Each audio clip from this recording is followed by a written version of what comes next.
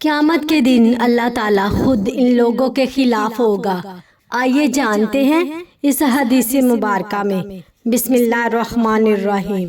حضرت ابو ہریرہ رضی اللہ تعالیٰ عنہ بیان کرتے ہیں، رسول اللہ صلی اللہ علیہ وآلہ وسلم نے فرمایا، اللہ تعالیٰ فرماتا ہے، 3 قسم کے لوگ ایسے ہیں کہ روز قیامت میں خود ان سے جھگڑوں گا۔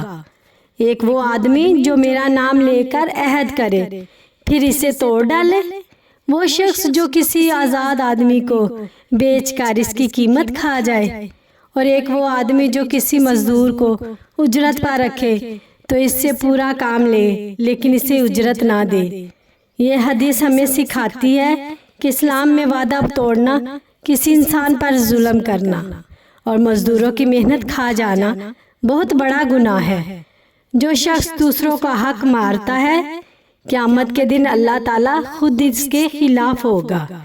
اس لیے ہمیشہ وعدہ پورا کرے اور ہر انسان کا حق ادا کرے۔ اسی حدیث سے ہمیں یہ سبق ملتا ہے کہ کسی کا حق نہ مارو، وعدہ پورا کرو اور مزدور کی محنت کی پوری اجرت دو، کیونکہ اللہ تعالیٰ ظلم کرنے والوں کو پسند نہیں کرتا۔